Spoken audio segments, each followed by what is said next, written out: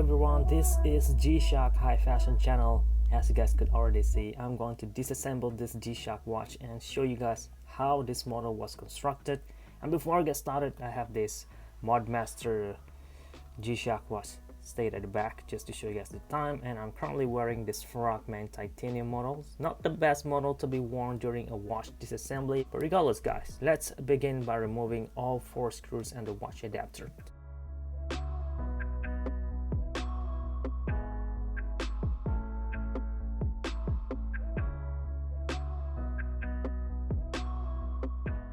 This will be the watch adapter in pearl white colorway, so it's gonna be pretty reflective at the same time as well. Very weird shape. You guys could see that it had this slanted shape, and both of them looks like they are the same. And because of this weird shape, I cannot even swap both of these like so. We could do this on another G-Shock, but on this model you can't do that. You need to use this adapter on this side and this one on this side, kind of interchange between that. So there's one thing that is different compared to other models on the market that I need to point out as well. And this is the backplate of this very model. Let's have a look up close. Right, I believe you guys already seen this, and remove it, and we will have a look at this piezoelectric speaker and a reminder what to do when you swap the battery. And this how the interior looks like. It features a round shaped O-ring. I'm sorry, of course there's an O-ring. Let me take this one out. I'm gonna need to clean this entire piece, so bear with me. I'm using my finger while holding everything, but it's fine because I'm gonna clean it everything out after this as well. So, and this will be the back cushion, the protection that this G-Shock watch have. I'm guessing it placed upside down. It should be this way, right? Not this way. But anyhow, this is how it looks like with all those cushioning points. This is I believe to be the first protection layer in this G-Shock watch. G-Shock usually started with 5 layers of protection, one being this resin layer out on the outside, and then a hard case, and then there's rubber resin on the inside, and then a metal frame. There is already 4 layers, and the 5th layer will be another resin at the back. So that is how G-Shock are able to create a really tough, a very shock absorbent model. Moving to the engine, as you guys can see, this is how it looks like. Round shape. It really reminds me the engine of a Frogman models. If you look on my previous Frogman disassembly video, you will see that the interior will look kind of like this, and it also reminds me of the 5000 series interior as well. Regardless, you're gonna be able to see that the engine is fully made in Japan as well. The plus side of this electronic part will be over here. If you swap the battery, you're gonna need to touch the negative side.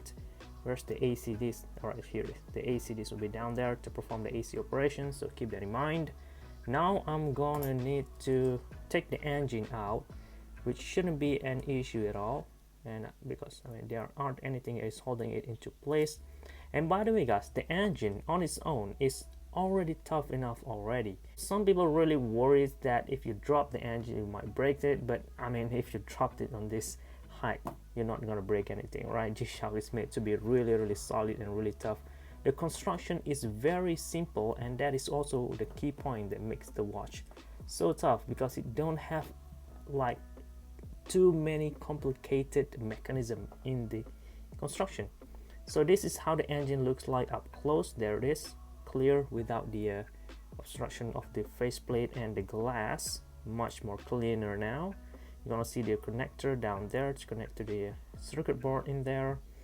And looking at the side, it is not as thick when you think about it, right? Look at that. The hard case is very big.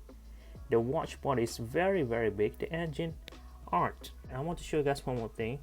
There's a one spring that was located in here that's just dropped out of that hose. I'm not sure what it does, but it gonna connect to this metal ring at the front all the way to the metal backplate.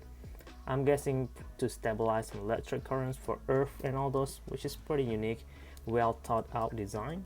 Now let me proceed to remove this cushioning from the inside. Here it is. So this is 2-layer protection that most vintage model have. Some recent release model didn't have this type of construction anymore because they have different style of construction, but this is how G-Shock used to looks like. 1, 2, 3, 4, 5 layers of protection. Anyway, this will be the faceplate now. All right, there it is. Take this out. You can see all the printing on top of that, very detailed, nicely made.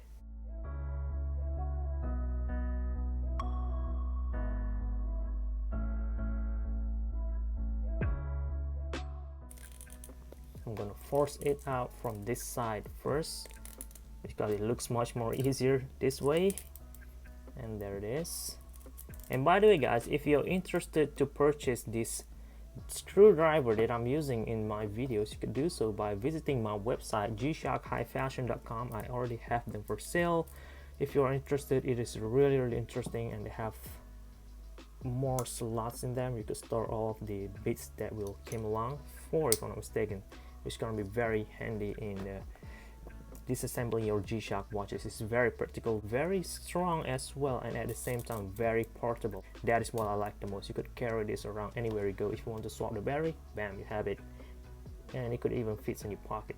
Anyway, this is how the bezel looks like. Really thick bezel, surprisingly. Wow, check this out. Wow, gorgeous, very thick. Okay, now this will be how the hard case looks like without the bezel. This should be the ring where it has, I'm pretty sure it was glued on top, but anyway, I'm not gonna bother that. It matched very well for the metal buttons, which is slanted in shape as well.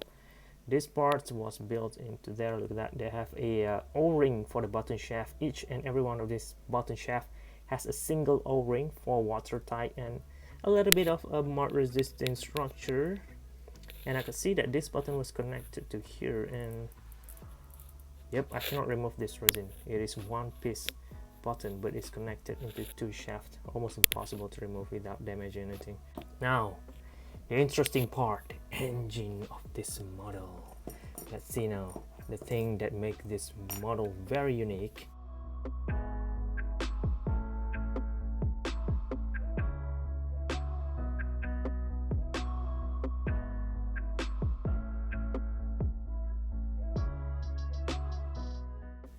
Alright, seems like we have a protection for this battery part, probably to prevent some leaking.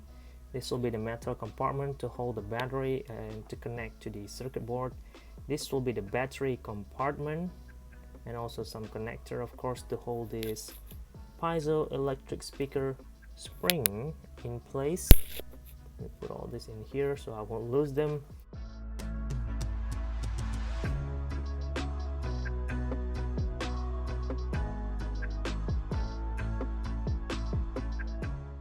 There you go. That is the processing unit. That is the connector to the display panel. Look at all those incredible details. You know what? People always complain about G-Shock being a quartz movement and all, but keep in mind guys, electronics is an art on its own. If you ever try to create your own circuit board, you understand how important it is to fit or to design a circuit board to make it really good. It is really a form of art. In this case, very beautifully done. I gotta say, from my own experience, the design of this electronic circuit board is really incredible, really good. Look at all this placement of all the component in there. It's just so nice, man. Seems like one more spring just fall out, a gold spring. Look at that. There it is. I'll add a close-up shot, of course. I'm pretty sure this will be used to connect to the EL backlighting panel, and this is how the rest will look like. This is more gold screws to connect to the EL panel, two more over here I believe for the second layer, and that should be all right. Now tilt this thing, and if you want to remove the EL sheets or the faceplate, you can do so by using a needle. Interesting, right? Just use a needle and you could literally remove everything in this G-Shock watch. Check this out. Pull it back and push the faceplate or this display panel from the back, and it will pop out like that, and then you could remove it like so by using your finger. I prefer using my finger instead of this metal tool because I'm afraid I might scratch the part using this metal tools, you know. Alright, this will be the connector for the display panel and the circuit board. This is how it looks like. If you have a display panel issues, this is the one of the part they need to look out for. Probably this part is already broken. You could replace that by taking this part out from any other G-Shock and just recycle it in this very model. connector part out, and this would be the, wow, I could see that there's the backlighting logo, right? Not sure if you guys can see it yet, but let me take it out.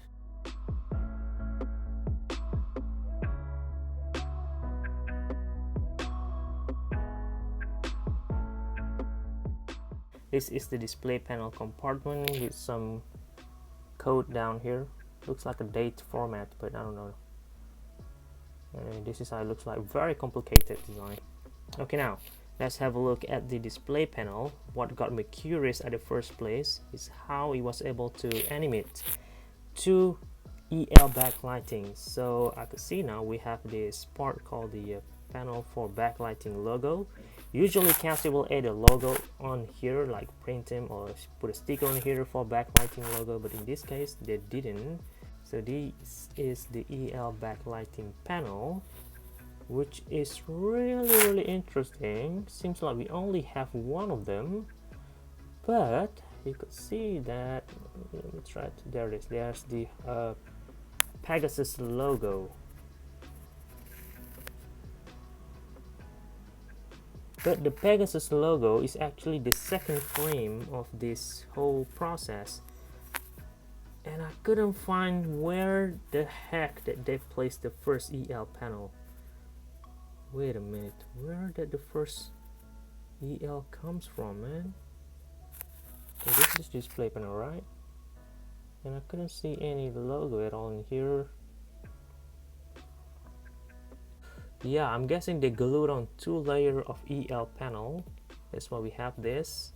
It looks a little bit thicker from the usual EL panel from my experience. So that's the only way to do it. So seems like I cannot customize the 2-frame EL, unlike from the usual gshock where you could just swap this into a different backlighting and you're done. But in this case, it is actually built into the EL itself. It's really incredible. Wow. Such a unique design, really impressive. I haven't seen anything like this in a G-Shock watch, even up to date. Okay, I hope this satisfies my review for the interior of this G-Shock watch. Really long video, I know, but I gotta say, this is a very interesting, very nice experience. I like it. I like this thing a lot.